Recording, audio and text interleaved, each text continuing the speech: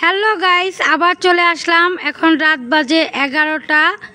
তো এখন দেখেন আমার ফুলগুলো কিন্তু পরিপূর্ণভাবে ফুটে গেছে, আর দেখতেও মাশাআল্লাহ এত সুন্দর লাগতেছে। ও আল্লাহ, দেখেন অবস্থা, এটা তো আরও বড় হয়ে গেছে। মানে এত বড় এখন পর্যন্ত আমি দেখি নাই।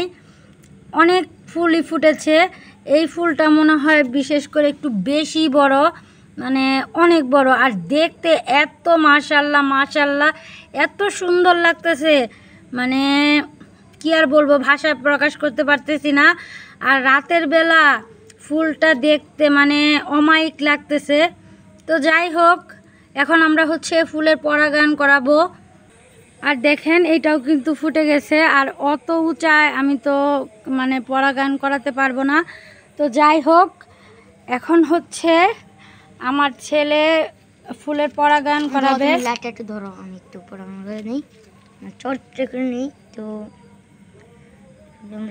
এই যে এভাবে রেণুগুলো আগে রেণু থেকে আপনারা যে কোনো জিনিস দিয়ে দিতে পারেন। একটা আসে না যে আইশ্যাডো যে করে, ওগুলা দিয়ে করতে পারেন, বা আমি যেভাবে করতেছি ওভাবেও করতে পারেন। আপনার যেভাবে মন চায় সেভাবে করতে পারেন। এভাবে আমি তো আগে জানতাম না, বাট আমার রথি আপু বলছিল, অনিমা আপু বলছিল, সবাই বলছিল যে ফুল চর্চা করবি, ড্রাগন ফুল চর্চা করবো বলছিল।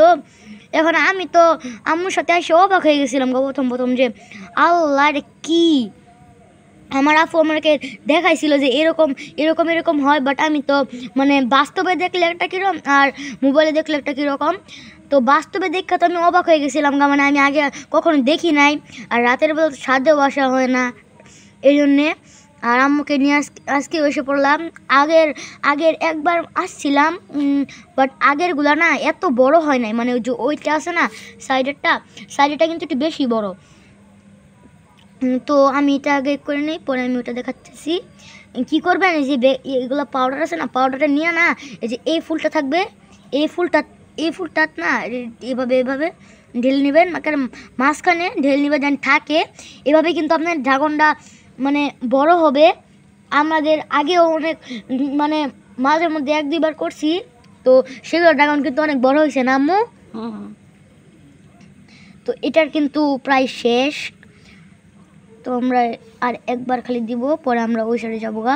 আর সাবধানে করবেন, এটা যেন ভেঙে না যায়। এটা যদি ভেঙে যায় তাহলে কিন্তু আপনার গাছ না হওয়ার সম্ভাবনা থাকে। আমরা এটা তো আমাদের অত নাই, জানা নাই, বাট আমরা যতটুকু জানি এটা যদি ভেঙে যায় তাহলে মনে হয় আর ফল হবে না। তো আমরা কিন্তু এটা ঢেলে নিলাম। তো চলুন আমরা ওই সাইডে যাই। তো আমরা কিন্তু এখন এই ড্রাগন ফুলটার চর্চা করব। তো আমরা কিন্তু এখান দিয়ে ঘ্রাণটা যে এত সুন্দর, আমি অবাক হয়ে গেছি, এত সুন্দর ঘ্রাণ। আমি যতগুলো ফুল ঘ্রাণ শুনছি, আমার কাছে এটা সবচেয়ে বেশি ভালো লাগছে। এটার ঘ্রাণটা অনেক স্ট্রং না? তো আমরা কিন্তু এখান একটু ঢেলে নেব। এত সুন্দর সেন্ট ড্রাগন ফুলের, না হাসনা হেনা যেরকম একটা কররা সেন্ট বের হয় রাতের বেলা, ওইরকম একটা সুগন্ধ। আমার তো মনে হয় যে এটা দিয়ে একটা পারফিউম বানাতে পারতাম যদি, তাহলে মনে হয় অনেক ভালো লাগতো আমার। কিন্তু আসলে সেটা তো আর সম্ভব না। আমি তো কি বলবো, পারফিউম বানাতে পারো না।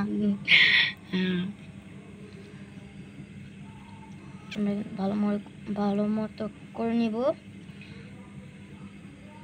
আর উপরেরটা কিন্তু আমরা করতে পারছি না, কারণ অত লম্বা আমরা না।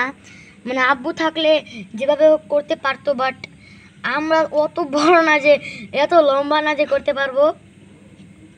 তো আমরা ওটাকে বাদ দিলাম। আসলে এভাবে না অনেক উঁচায় গাছ হয়, কারণ গাছটা অনেক বয়স হয়ে গেছে না বাবা।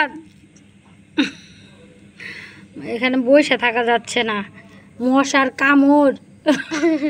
আয়সা আমাদের কিন্তু হয়ে গেছে, আর পাউডার বাড়াইতেছে না, অনেক কষ্ট করে টুকবা করছি। যাই হোক, সন্ধ্যা থেকে এখন পর্যন্ত এই পরাগায়ন করার জন্য অপেক্ষায় ছিলাম।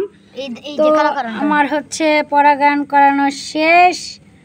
তো সবাই ভালো থাকবেন। আর যাদের ড্রাগন গাছ আছে, আমার মনে হয় প্রায় ফুলই রাতের বেলা ফুটে, তো আপনারা রাতেই হচ্ছে পরাগায়নটা করে দেখবেন। ইনশাল্লাহ আশা করি আপনাদের ড্রাগনও এরকম পরাগায়নের জন্য বড় হবে। আর আমার ড্রাগন মানে এই পরিমাণ মিষ্টি, মানে সবাই যারা যারা খেয়েছে তারা বলেছে যে এত মিষ্টি ড্রাগন তারা আগে কখনো খায়নি। আমার আব্বু খেয়া বলছিল যে কি ড্রাগন, আমি তো আগে ড্রাগন খেয়া ভাবছিলাম যে কি ড্রাগন, এগুলো কোনো ফল খাওয়ান যায় পাঞ্চা পাঞ্চা, বাট এইগুলো ড্রাগন খায়া আমার আব্বু তো ফিদা হয়ে গেছে এই ড্রাগনের পর। এত এত মজার, এত মিষ্টি। মানে আমার নানু বাসায় যে ড্রাগনগুলো এখান থেকে তো আনছি, মানে ওখান থেকে আনছিলাম, বাট ওখানকার ড্রাগনগুলো বড় হয়, ওখানকার ড্রাগনগুলো মেডিসিন দিয়ে তৈরি হয়, মেডিসিন দিয়ে বড় করা হয়, বাট ওগুলো না অত মিষ্টি না, বাট এটা সবচেয়ে বেশি মিষ্টি।